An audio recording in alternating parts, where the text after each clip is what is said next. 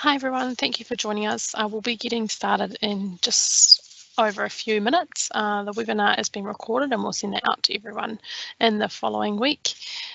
Questions can be asked during the presentation in the top right hand corner of your screen. You can submit your questions in there and we'll host a Q&A session at the end. So we'll just hold tight for a few minutes. Thank you.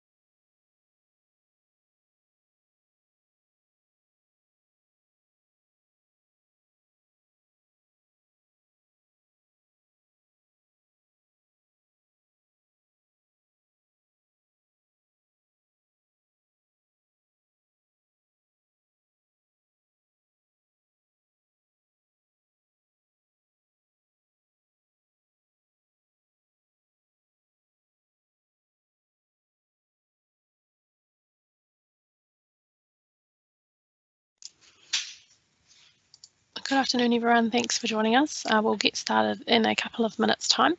In the top right hand corner of your screen there is a Q&A icon. You can pop your questions in there during the presentation and we'll host a question and answer session at the end of the presentation. It's being recorded and we'll send that out to you in the next few days. Thank you.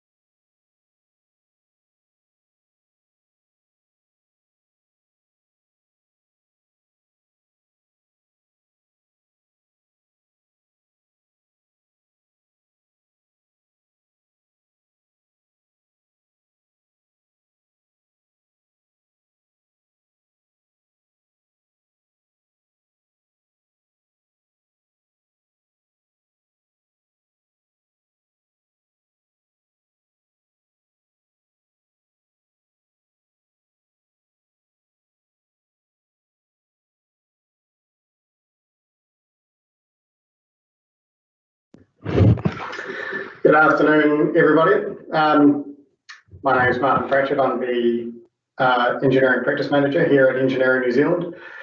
And today I'd like to introduce Adam Thornton. Adam has worked with us on a number of occasions and was one of the main authors of the peer review practice note PN2 that we have out now. He is going to be holding this webinar today on what is a peer review, why, as you can see on the front slide that he's got there, in fact.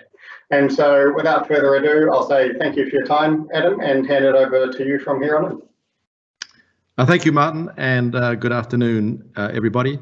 Look, as Martin said, there's a presentation. The introduction slide is a little about, we're going to talk about what is a peer review, when and why it might be required, who should be carrying it out, different types of peer reviews, and then some bit of detailed guidance for reviewers and reviewees and a little. I've got a little sort of logic process for the process that may be of help.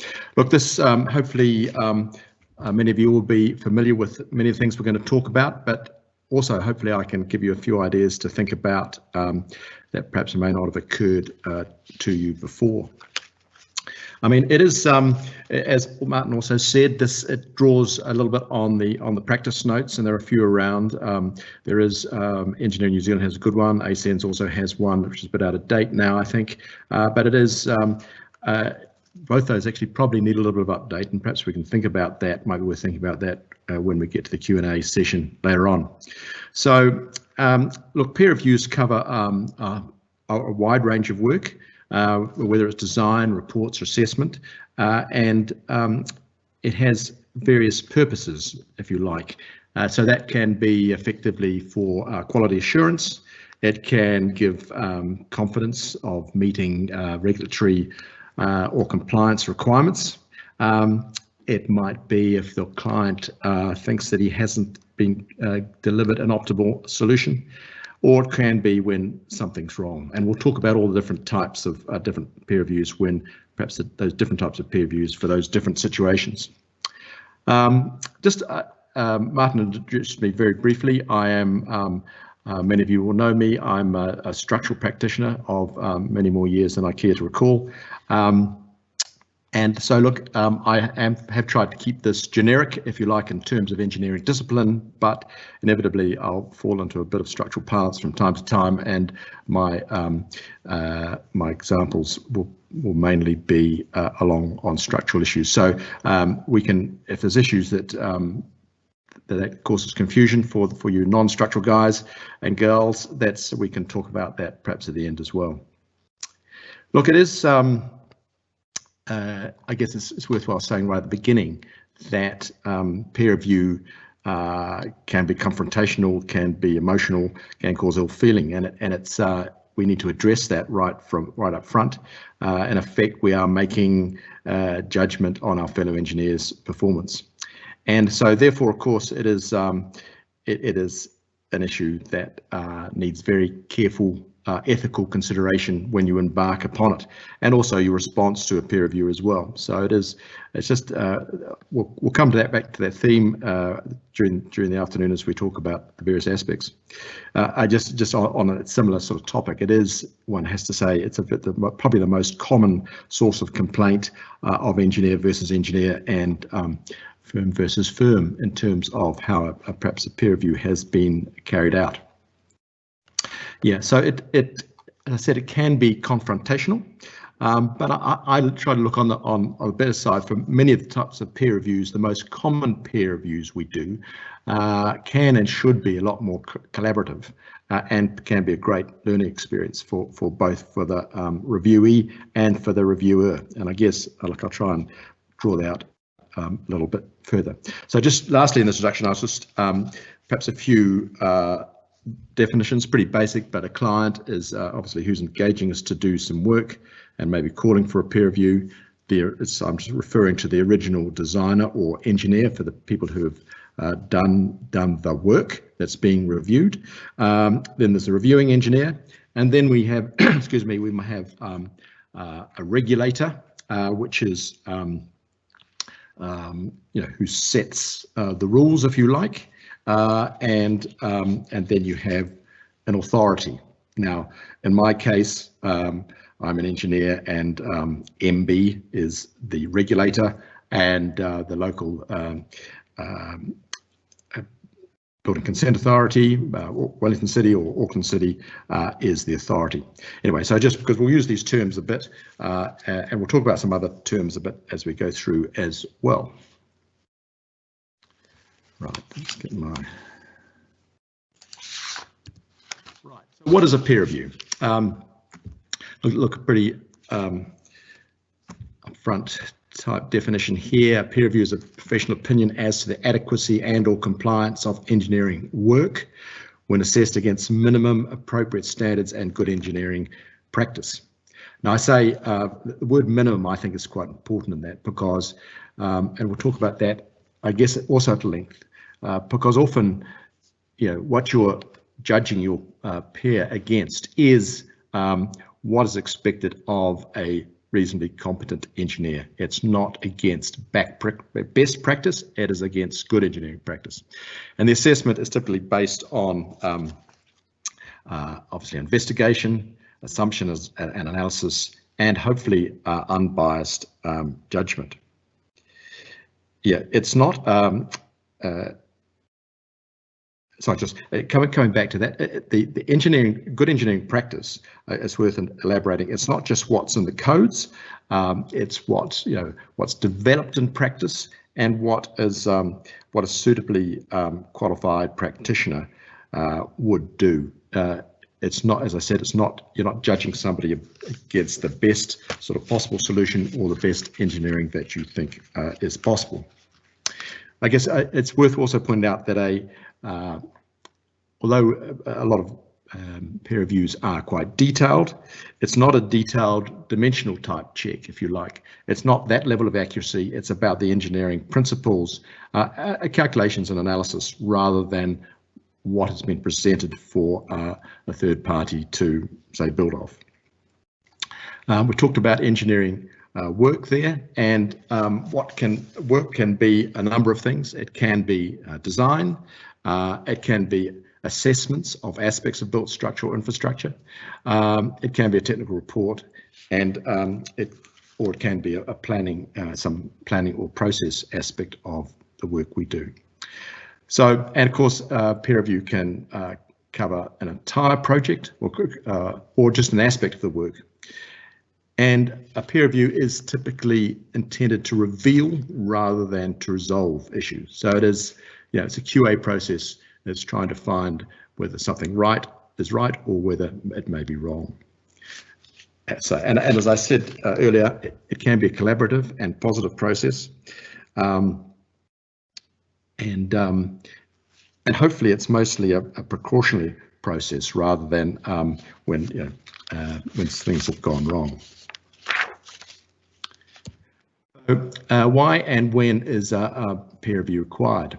Well, in the broad terms, it's about mitigation of risk, and that can also include reduction of liability. That's to you, to both reviewer and reviewee, and of course to the client, and I guess also for the authority as well, if there is an authority involved.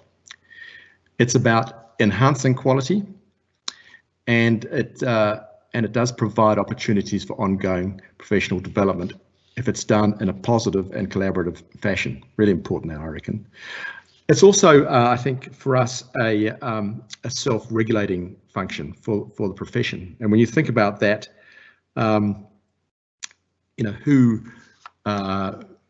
who's the best to, if you like, measure ourselves? It is ourselves jointly by peer reviewing each other in a positive way.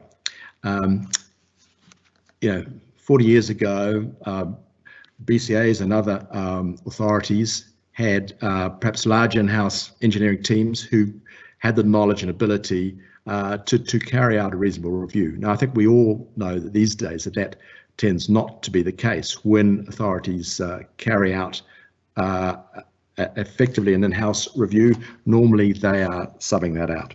So it's just worth reflecting upon that, and it's my own view is that we need to embrace it and we need to be doing more of it than we are, because, as I say, if we don't use it as a way to regulate ourselves, no one else is going to do it for us. Or perhaps it might be done in a manner that we don't find very attractive.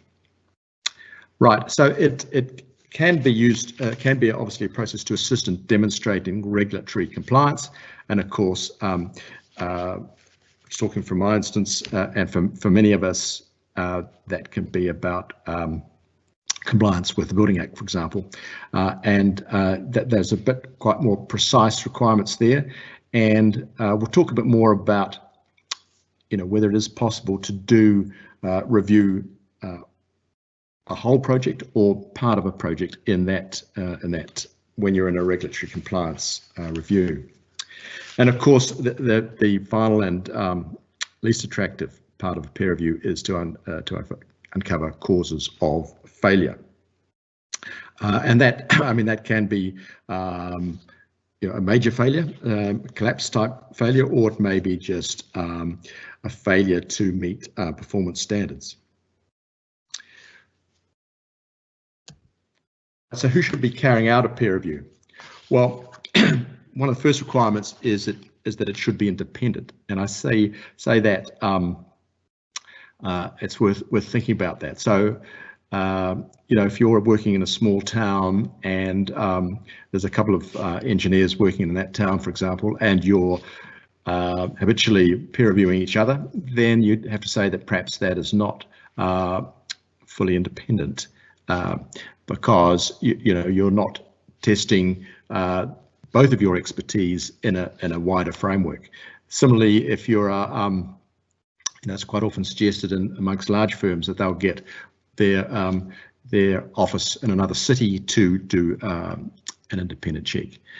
That too is not regarded as being truly independent, or it might be that you get asked by a client to whom you are quite beholden for work. That is perhaps also not true independence. So it's just worth thinking about that when you're taking on a role as a peer reviewer. You should be a true peer, and I mean that in the way that it's not, you don't need a university professor to review somebody who's doing design farm buildings. It should be somebody who'd probably do a not very good job of it, because he wouldn't know the details of that line of work. So it is important that you've got a similar line of similar work area of experience and expertise. I've said here, peer, not all engineers are created equal, and I think it's worth thinking about from a liability. We'll talk about liability a bit more later on as well, but it's worth just reflecting about how you appear to somebody like a client or a BCA, that is an authority, when things go wrong. And that's a little bit about the depth of your pockets. So put yourself in the place of a BCA, and you get a peer review in there from, you get option of a peer review from a large firm, I don't know, let's say a Becker, WSP, compared to a peer review from a very small practice with, let's say, much shallower pockets. And I'm not trying to offend anybody or put anybody off, but I think it's just worth reflecting upon relative liability responsiveness for the reviewer and the reviewee. And I guess, look, this might pose some questions, and we can talk about that a bit later on. There will be times, particularly when things go wrong or when something is particularly innovative, hasn't been done before, where you do need specialist expertise and perhaps someone who wouldn't be regarded as a peer in a practitioner sense. Then next thing is, of course, we've mentioned it, the peer reviewer should not have a conflict of interest.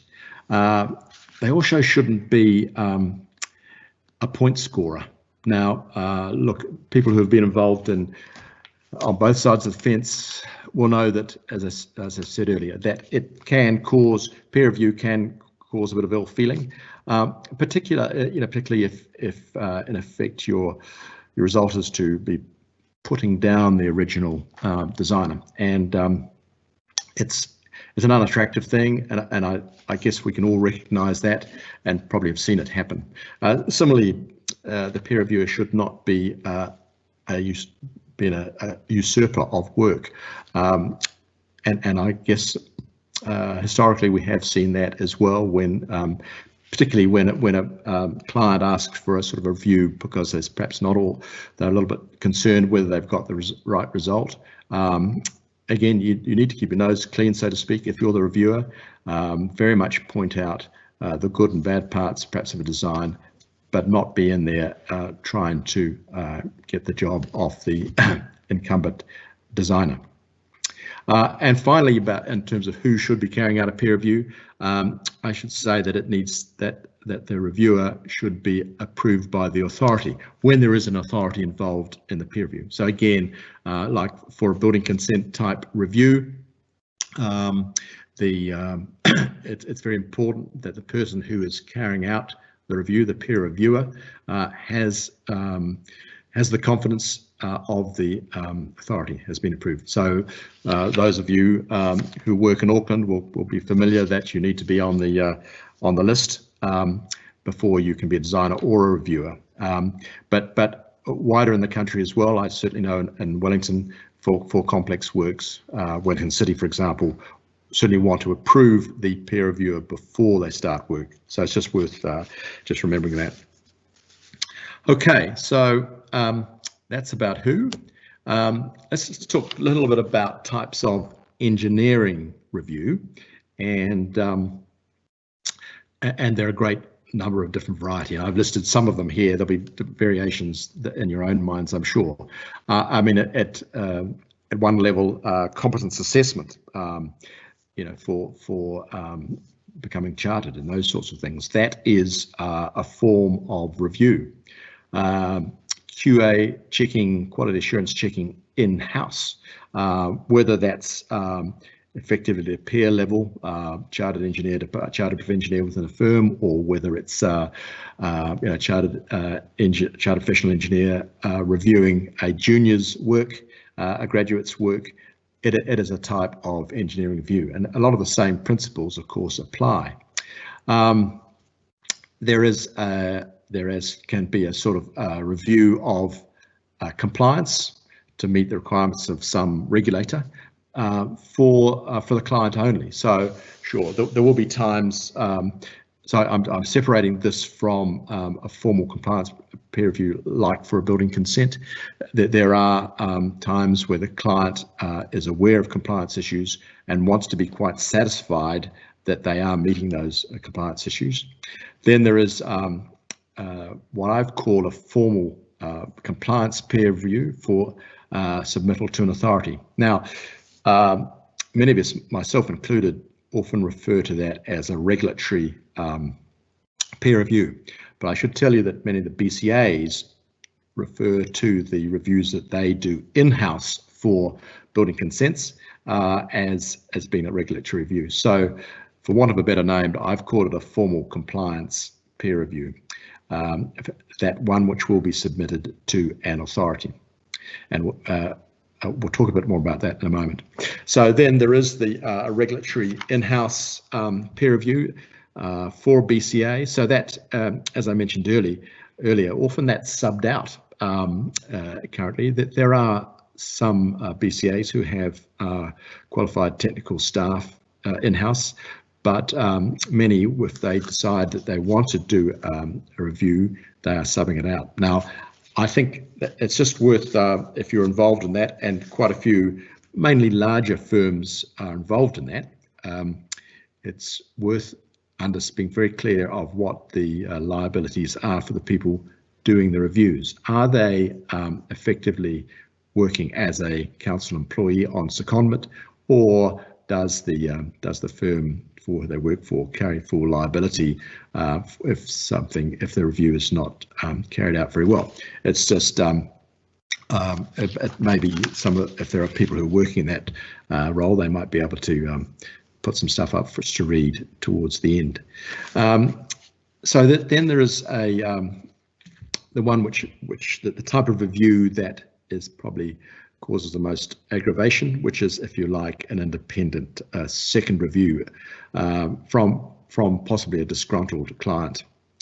And then there's a slightly more gentle version of that, where it's the client is perhaps just nervous and he just wants someone to look over the design or review or report, whatever it is, to say that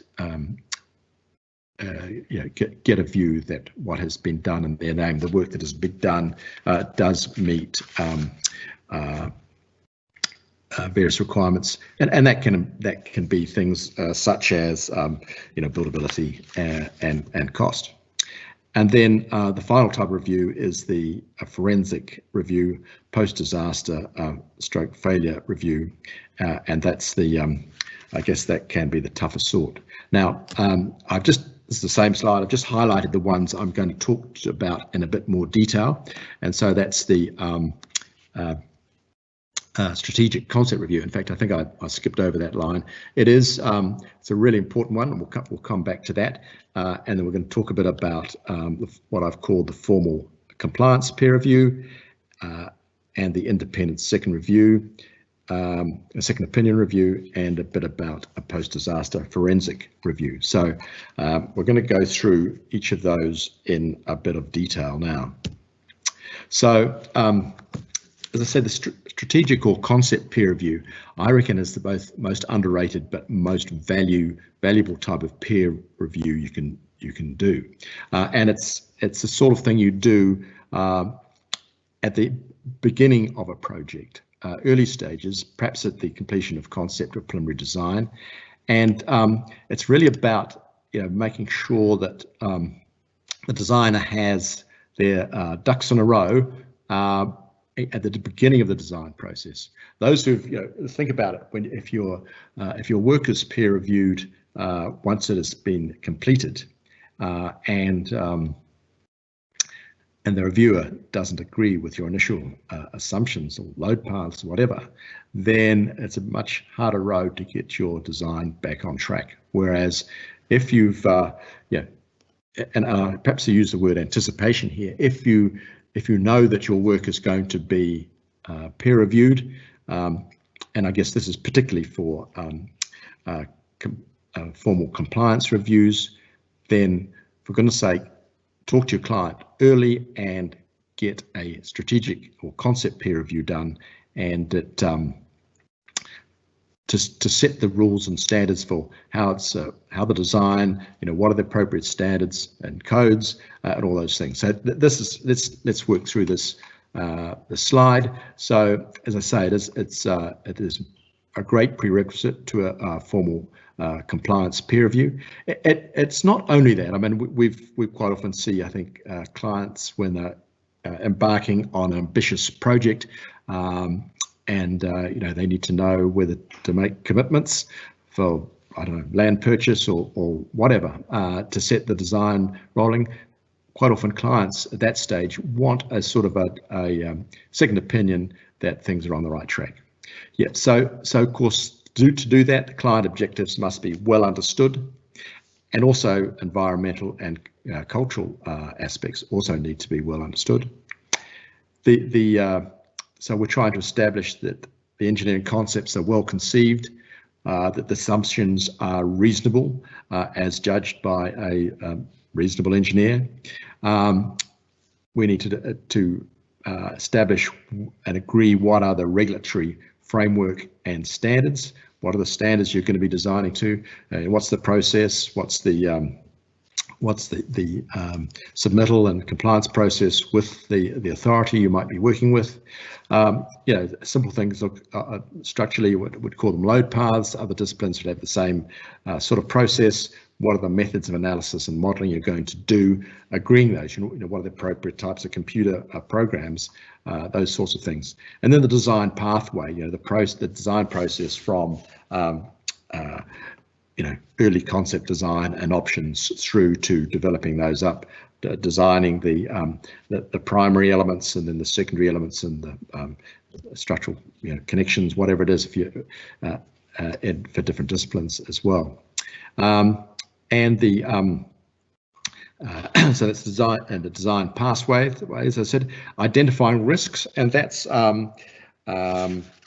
really a very significant part, I think, of this early concept strategic peer review. That's risks to the design, if you like, but also there can be regulatory compliance type risks, financial risks, safety and design risk, physical risks for the people who are going to be carrying out the work. Risk identification at this time of the process and making sure that the client understands that is a very important part of obviously the design process, but also I'd suggest for a peer review process. Safety and design, I put in that might be controversial. People might say, well, is that what a peer review should be doing? But I think, you know, when you look at the health and safety legislation these days, everybody can be in the firing line when something has gone wrong. So I would suggest that peer reviewers should be giving that a good consideration, and also, you know, agreeing about designer and reviewer what is the appropriate QA pathway. So that would not only in-house but also through the process with the peer reviewer. And look, there might also be a bit of value engineering in that aspect. For now, whether that involves the peer reviewer is perhaps a moot point, but I think it's worth thinking that's something which should be considered at that time, and particularly if you're doing a strategic peer reviewer for a client that's perhaps not for compliance purposes, then value engineering can certainly come into it. So the inputs into a strategic peer review will be concept and preliminary design, and what we structural guys would call a design features report, and perhaps the risk register. These are the things that should be, if you like, provided from the original designers to the peer reviewer to get their heads around it. You know, the design features report is, I think, a really important part of this process, and you know, it should cover all those things that we've talked about in the previous slide. Should be addressed in the design features report. And the outputs are going to be obviously a report by the peer reviewer, a review log, and look, I'll talk more about that later on. I'm sure many of you will know what I'm talking about, and perhaps recommendations for later review. And that might be, you know, the reviewer signaling to the original designer that look, we see where you're going here. It's you're doing some interesting aspects. These things are a bit innovative, but untested. You know, when we do more fuller review later on, we'll be, you know, concentrating on some aspects of the design. Puts the, if you like, to put the original designer on notice, which are the bits he's going to have to justify, which bits of his design or perhaps report or assessment that he's going to have to justify in some depth to the peer reviewer later on. Right, so the second type of review that we're talking about in a bit more detail is the, if you like, the independent second opinion peer review. And so this is the one that can cause aggravation if it's not done sympathetically and appropriately. You know, it's normally initiated by client concern, which might be, as I said, it might be about whether something is going to be compliant, whether the design or the report or the engineering work has addressed the brief. Are they getting good value? And then perhaps is the design being too conservative, or the flip side of that is it being too innovative? You know, both of those can, you know, put the client, if you like, at risk financially or from a compliance process, and also constructability. So those are sort of things that might prompt a client to, you know, at the end of a preliminary design or any stage of a design, I guess, might prompt the client to say, oh, are we getting best value here? Or goodness, this look, the engineer, the designer is taking us out on a limb here. Do we want to be there? Those sorts of questions. So as I said, it's it's important that no usurping goes on through this process, and that we act very ethically as a reviewer in this process. What I would suggest is that you know, if you have a quick look at the design you're reviewing and think that there perhaps is perhaps a better alternative way, the appropriate thing to do is to perhaps offer to do an alternative design rather than pick holes in what you're reviewing. So you might say, well, look, these aspects here, this is an alternative that you might might consider, and that can be reviewed for constructability, for cost, for value, all those sorts of things.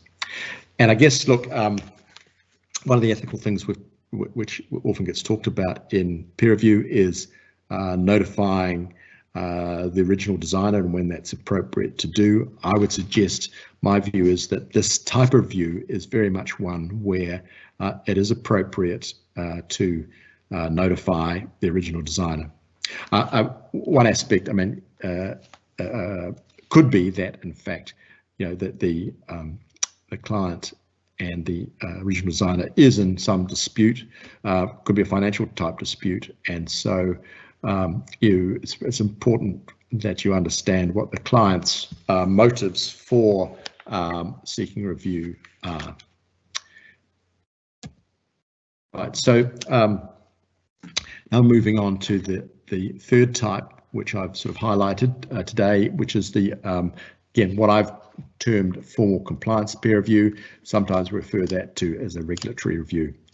Now, this type of review is very important. It is strictly about meeting compliance.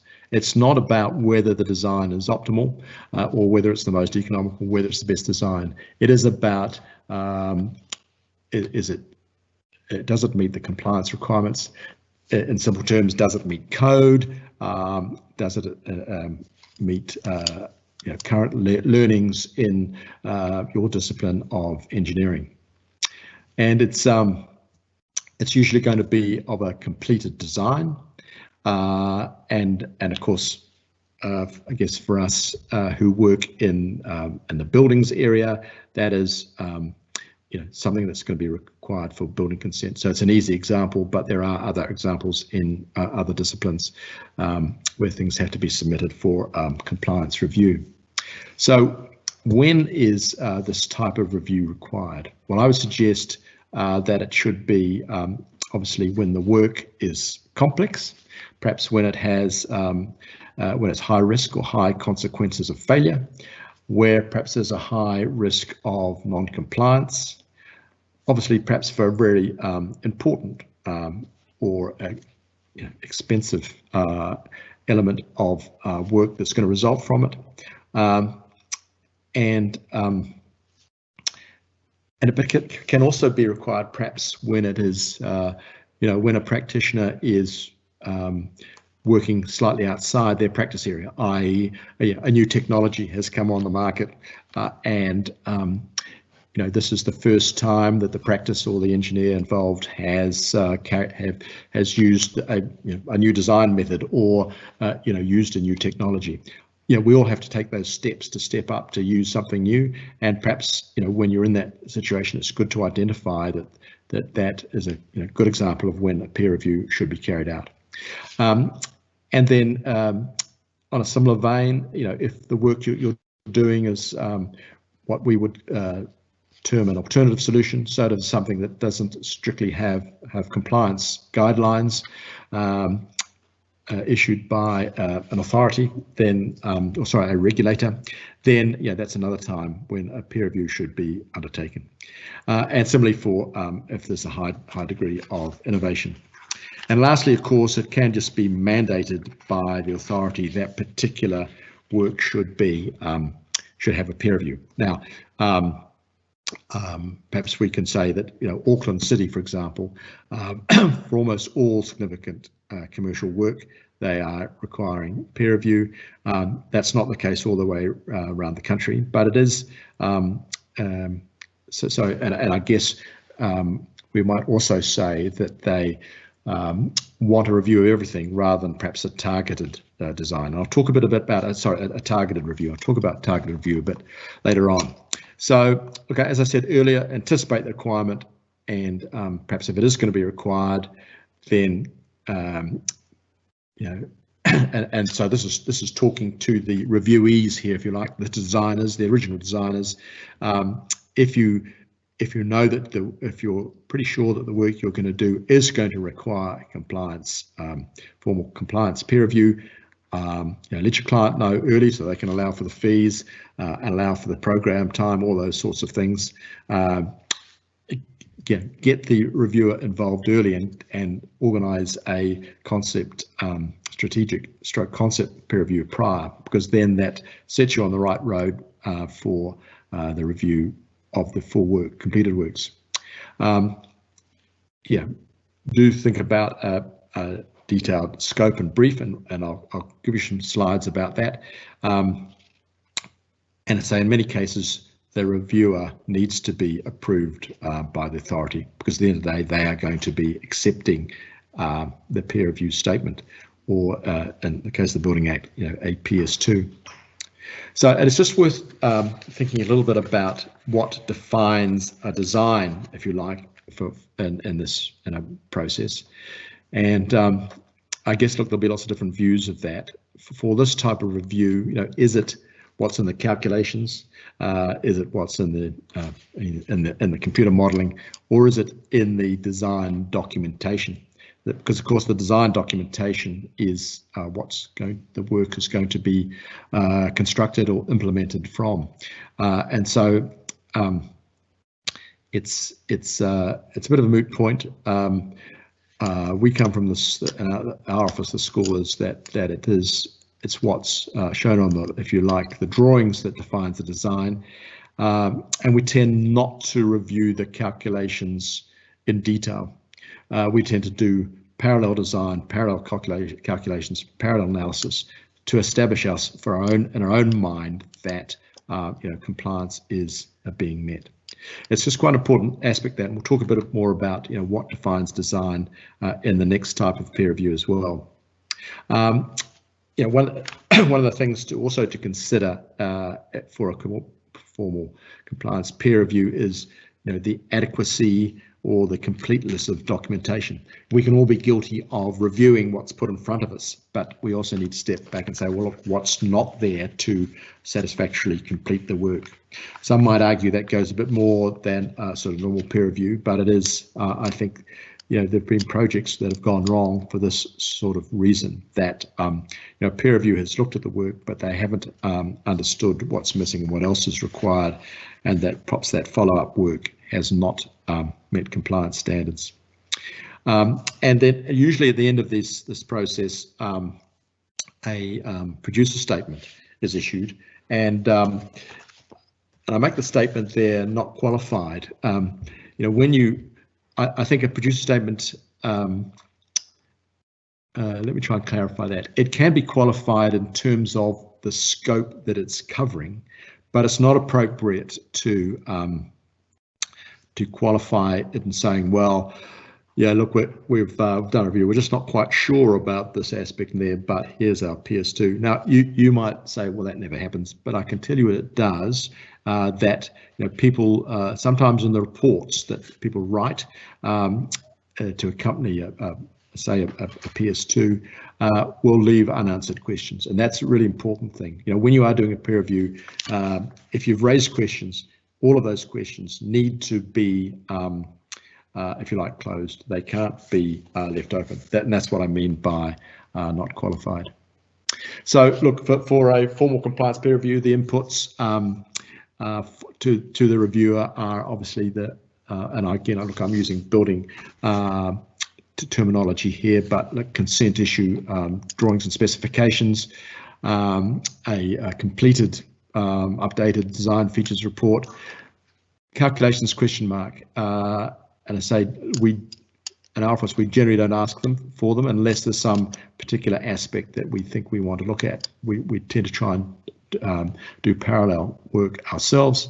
For really sophisticated analysis and models, it is perhaps important to understand that way the modeling's been done and to verify that. Having said that, of course, we would also always expect that you do hopefully some sort of simplified computer analysis to satisfy yourself, from first principles that the work does comply.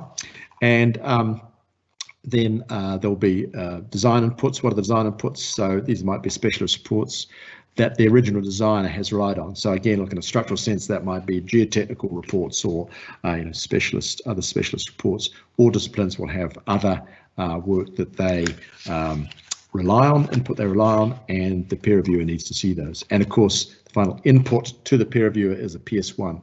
And then the outputs will be a completed a design review report and the review log. We'll talk about all of that.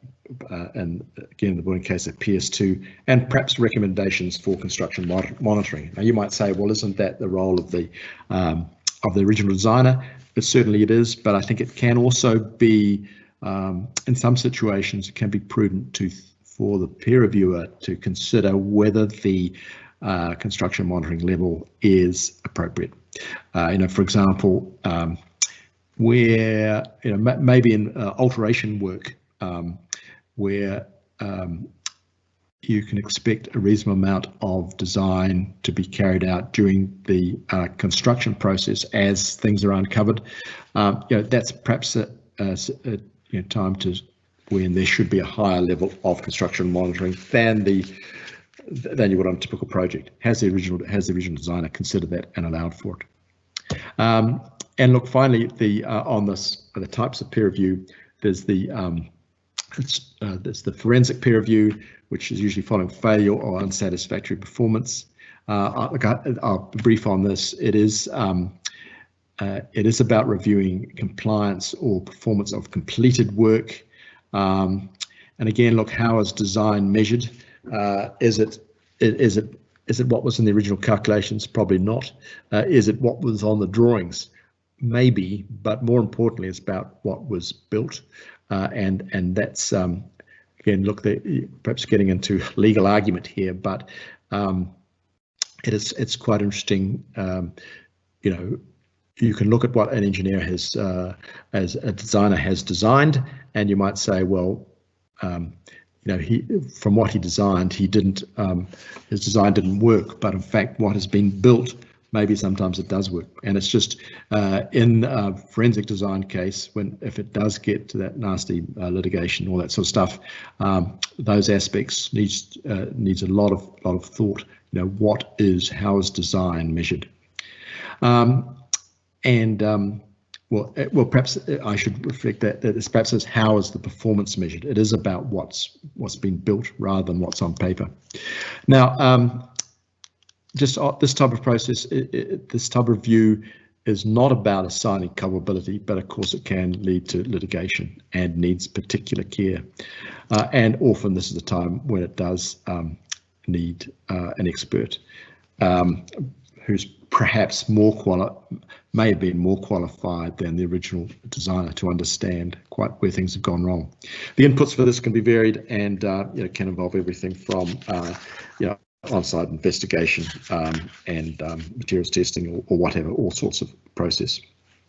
Right, so look, I'm running a little behind time, so I'm going to just go through this a bit, perhaps more, the rest of it a bit quicker than I thought. There's quite a lot of useful stuff here, though. So we will make this presentation available as a PDF for those who are interested.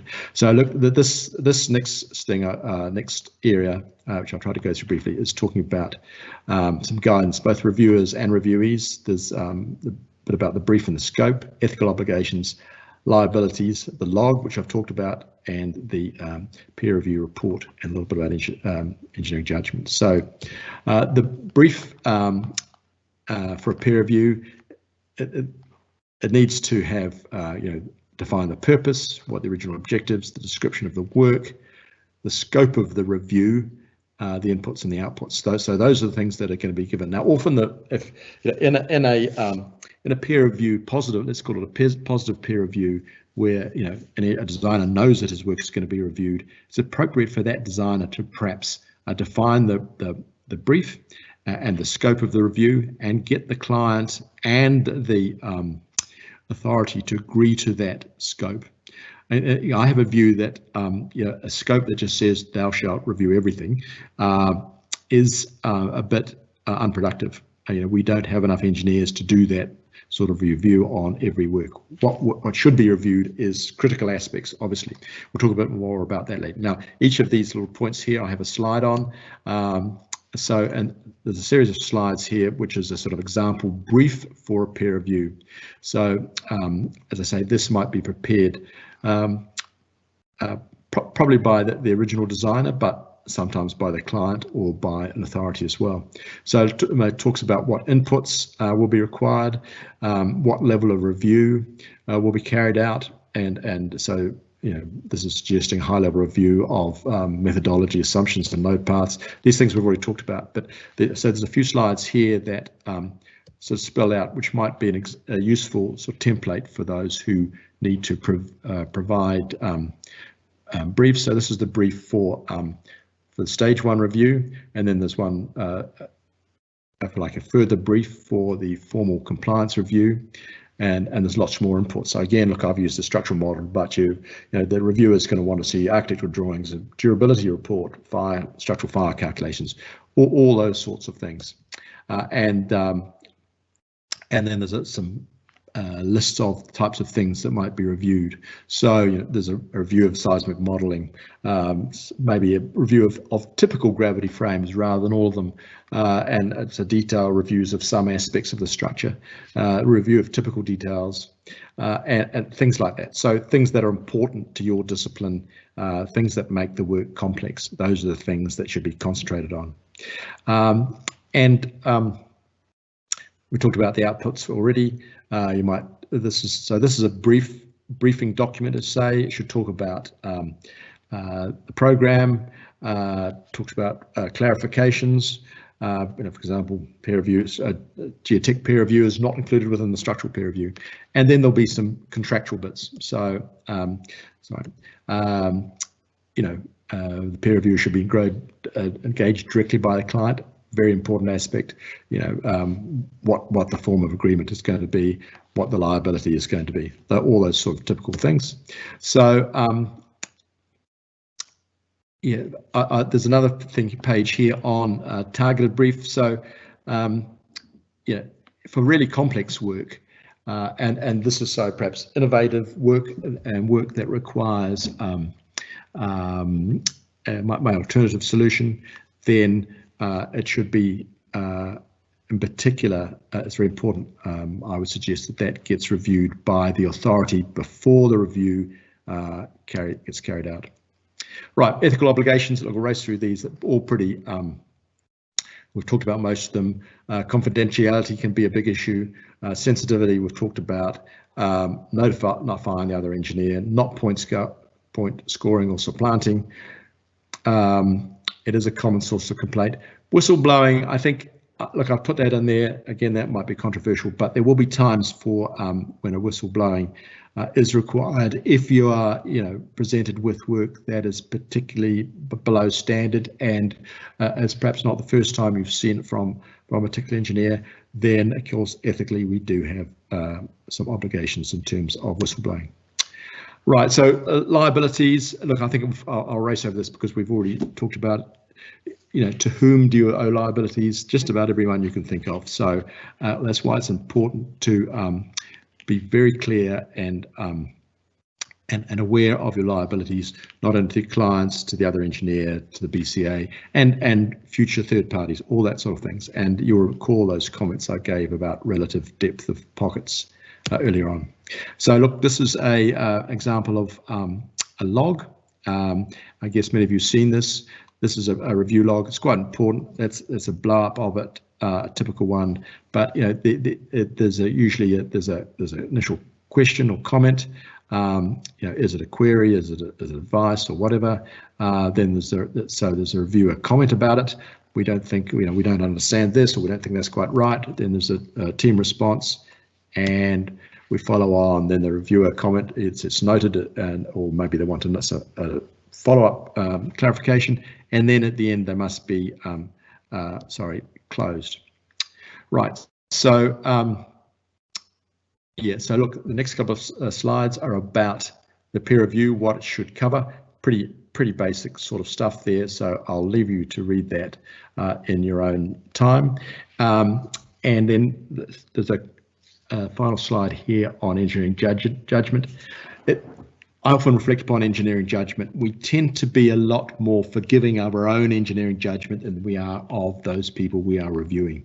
Look, we all use engineering judgment every day within our practice. You know, we say, well, we think this fits this situation. We allow that. I think it is very important. I just made that point in there that when we're reviewing other people's work, we need to try and understand their assumptions and the process they've gone through to come to those processes.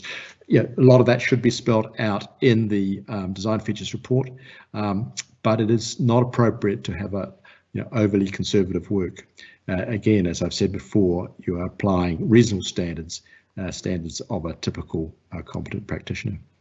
And then there's a little thing which you can use here, which is a little logic diagram, as I said. So look, apologies for racing through those last slides a bit quickly. To say I will, through Engineering New Zealand, make the slides available so you can have a closer look at, so particularly those last slides on the brief and some of those other aspects. Anyway, back to Martin. Thank you, Adam. Excuse me. We do have a few questions here, and the first one that I'll do has got the most likes on it, and so that's from Gordon Hughes. Can you comment on a so-called high-level review carried out by a consultant on behalf of a BCA and potential liability of the reviewer? Yep, well, it is. When you are we referring to a high-level review for, say, building consent purposes? Is this so? It is what they would call a regulatory review. Is that what we're talking about?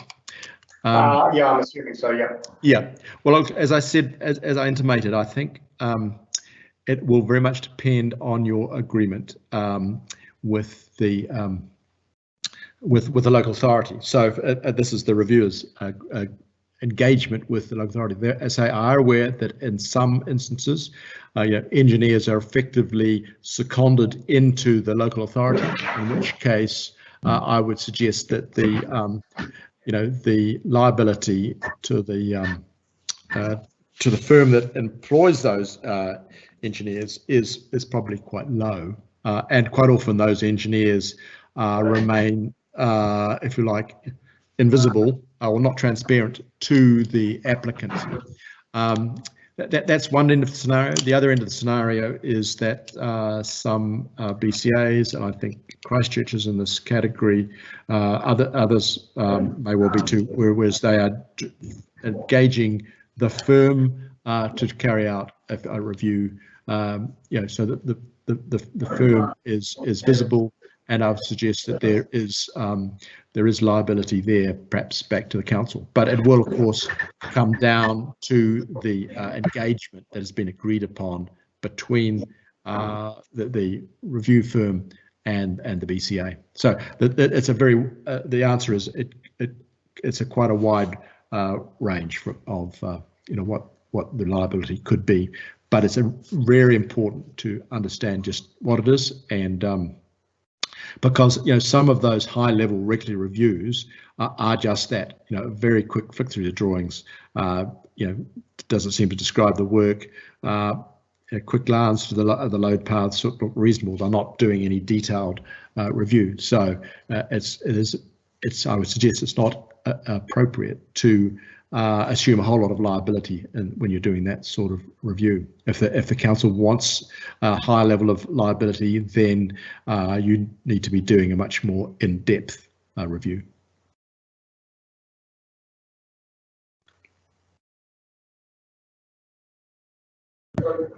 Thank you. Now, the next question has already been answered in the webinar. It's is a conditional PS2 acceptable? And the answer is no. Well, as I said, it can be conditional if there's an agreed scope. So, for example, certainly some BCAs, and I would hold Wellington out as an example, they will agree to a limited scope to, if you like, the complex aspects of a project, which I think is quite appropriate. So if the scope has been limited to that, you can limit your review to that. But what you can't do is say, well, here's my TS2, but I don't actually agree with everything that the designer has done, if you like, because that is a form of conditional as well, if you like. Okay, I took that as the different way, and apparently I've got quite a bad echo on this, so I will keep muting and unmuting. Sorry, I took that as a different way, and that is a conditional PS2 acceptable, and that you're leaving some of the items open on the peer review log. No, that's what I'm saying. That aspect is not, all things must be closed to the agreement with satisfaction of reviewer and reviewee. And the next question that we have is do you have some samples of the completed design review reports? I'm not familiar with this report. I'll partially answer this question first before you go into it, Adam. We have started a bit of work at Engineering New Zealand here where we are looking at providing a case study around a peer review project. And hoping to get that out next year so that you can see what a good peer review. We'll be starting off in the structural space looks like. Whether Adam's got something that he would be able to provide sooner or would be happy to do so, I don't know, and I'll hand over to you. Yeah, look, so on one of the slides that I raced through there at the end is. I'm just trying to find it myself. Yeah, there is. If I quickly go back there. Yeah, so this is a generic. So it's not an actual example, but it is. This is what a report should include. Who's prepared the report and verified it, who's entitled to reply upon it, purpose of the report, scope of the report, blah blah blah. Key findings, limitations. So this is, if you like. So that is the. In a nutshell, is what the headings that should be in a peer review report. But if there are some, if you've got some prepared that of actual ones that, because I guess most of us would probably, for questions of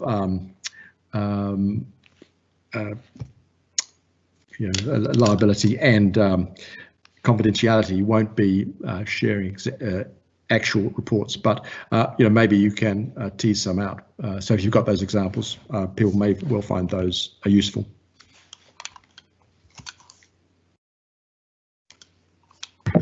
Thanks. Now I'll partially answer the next question as well, which is for large projects with high risk to the public, say multi-storey car park, should designs be passed on to Engineering New Zealand to choice the appropriate engineering company willing to carry out this type of works to provide an independent, competent peer review? And I suspect that the reason that that's being asked is so that the peer review could be completely independent, the peer reviewer, or could be judged as being so. Unfortunately, we don't have that kind of resource at Engineering New Zealand, and we cannot say, exactly which type of engineering company is capable of doing every type of engineering work. As Adam was saying, it needs to be, a peer, and so typically you should know of other engineers in the industry, and things that have been suggested by BCAs before is that you could give your client, like 3 other options for reviewer, for example, and they would be able to make the choice themselves. I'll pass over to Adam on that one though. Yeah, look, the points you make are good ones. I think was there a suggestion though that there should be a a review panel within Engineering New Zealand as well. Is that what I was suggesting? No, that's not the way that I read it. What they were suggesting is that we would be able to farm the review out essentially to an appropriate engineering firm. Oh, okay, yeah. Look, I think the points you made are just fine on that. But hopefully, look, if you're working in an area, you know who your competent peers are, and we with our firm quite frequently in that process or that situation, and we will maybe suggest both to the local authority to get their approval, 2 or 3 firms that we think appropriately qualified, and to the client, and then the brief is prepared, and then it's to the client will go to 2 or 3 of them to get a proposal. There have been other suggestions that could there be, if you like, a national government engineering board, if you like, or engineering office that would carry out this sort of process for complex and particularly perhaps public type projects. And look, it has some attraction, you'd say. And I know that the suggestion, it has been talked about at MB and other levels, but I would imagine that the government might well be a little bit shy of the liability that ensues with it. So it goes that the liability is always an issue there, but it is perhaps worth considering for some for some aspects of work, that is there a sort of a higher body that can be referred to for some of these aspects. And the next question is it acceptable to direct the designer to the right clause/standard if referred ones are wrong during the peer review? I would say absolutely yes, but but one hopes that would be done in a collegial and sympathetic way, not to get somebody's back up. So it is to say, and there's a number of ways you can do that. Have you considered the consequences of clause X, Y, Z, and when you're looking at the design of some aspect? Okay, and we've got one more question, and 2 questions, sorry, both from the same person. And Ben, I will read the second question out first. Could you please expand on the one about the aviation design field and why you're asking that question, while Adam is answering the second question? So the next one is there a regulatory mandate for peer review and a building consent submission? Is there a regulatory requirement? No. Is there a regulatory mandate for peer review and a building consent submission? No, the answer to that is no, but what is mandatory is that the Building Consent Authority is required to satisfy itself as to the adequacy of the design, or words to that effect. So, how do they do that? They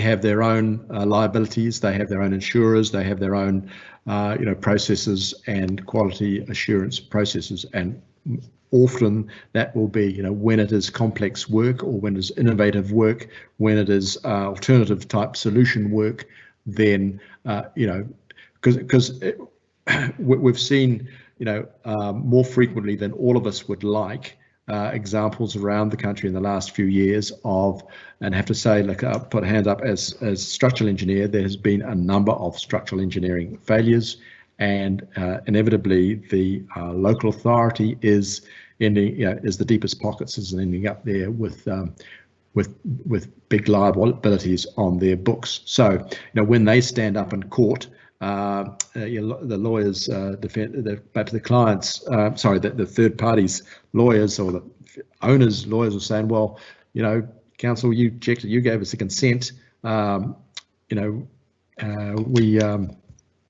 we relied on that consent, and so we want you to pay out. And so the judge is entitled to ask, well, what reasonable steps did you take, Mr. BCA, and or whatever, and so it is. It's not specified in the Building Act that thou shalt do a peer review, but it's a pretty logical and reasonable thing to require. And the last one, I'm not sure why the question was asked, but are you familiar with peer review practices in the aviation design field? The short answer to that is no, but and it's about appropriate horses for courses. I mean, if you take it to extremes, that space travel and NASA, I guess, and we're doing that here in New Zealand now as well. There the level of peer review will probably be many-fold, very detailed, complete, independent analysis and design, whatever, over a number of times to get it right. And I would suggest aviation is much closer to that end of the scale than it is perhaps for a farm building. So, but there are complex structures or building service elements, all sorts of other engineering works, even complex, very complex, motorway systems, all sorts of things which require a detailed peer review. So look, I'm sorry, no, I'm not an expert in the aviation aspect, but my understanding is that it is a requirement for much more rigorous review than perhaps us mere structural mortals who work in the building area would do. That's great. Hey, look, thanks, Adam. That was the last question that we had, and Adam is currently working with us on the producer statements, and he hasn't really been too much aware that I'm going to be shoulder tapping him early next year to be working on the peer reviews as well. But you do now know. Oh, thank you, Martin. Yes. Yeah. And look, thank you very much, everybody, for coming along today. As I said, we will be, putting more information out in the next year. And if you have any questions, then feel free to give me a phone call or send me an email. Thank you very much, and enjoy the rest of your day. Yeah. I just repeat that I will make the presentation available as a PDF, and so I guess there's a process where people can download that, or Holly can send it to people who request it, whatever. Yeah, we'll make sure that can happen. Okay, cheers all.